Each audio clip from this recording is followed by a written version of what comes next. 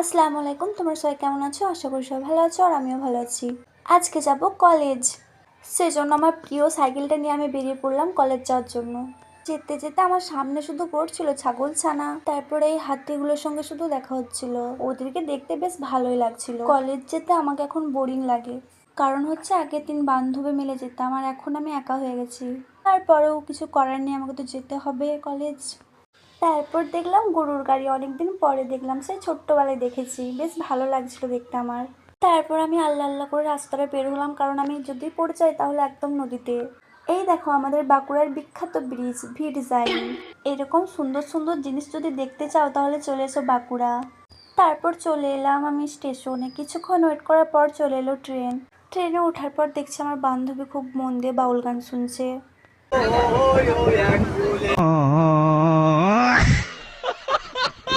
গেটের কাছে দাঁড়িয়ে দাঁড়িয়ে আমি এই মাঠগুলো দেখছিলাম। তারপর আমরা নেমে পড়লাম ট্রেন থেকে। আজকে এসেছিলাম আমরা সোনামুখী। আমাদেরকে প্রচণ্ড গরম করছিল, সেজন্য গাছের তলায় বসেছিলাম কিছুক্ষণ। তারপর হঠাৎ দেখে আমার একটা মোটু দাদা যাচ্ছে, তোকে আমি ডাকলাম কিন্তু আমাকে পাত্তা দিল না, ইগনোর মেরে দিল। কিছুক্ষণ পরে দেখছি আবার চলে এলো ছ্যাঁচড়ার মতো বলছে, আমি শুনতে পাইনি তখন। কিছুক্ষণ বসে থাকার পর আমরা চলে গেলাম কলেজে কিছুক্ষণ থাকার পর আমার পেয়ে গেছিলো জোরে খিদে, তাই আমি বসে পড়লাম খাওয়ার জন্য।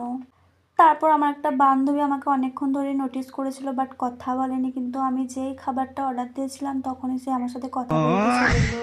কি করা যাবে, তাকেও একটু দিতে হলো আমাকে। তারপর আমার বান্ধবীকে নিয়ে চলে গেছিলাম হাসপাতাল, ও একটু বেশি খেয়ে নিয়েছিল তাই ওর একটু পেটে লাগছিল। তারপর আমরা আবারও চলে এলাম কলেজ। তারপর আমরা চলে এলাম স্টেশনে বাড়ি যাওয়ার জন্য। কিছুক্ষণ ওয়েট করার পর চলে এলো ট্রেন। তারপর আমি উঠে পড়লাম ট্রেনে। তারপর আমি নেমে পড়লাম আর আমার বান্ধবীকে আমি টাটা করে দিলাম। আজকের মতো এটুকুই, বাই।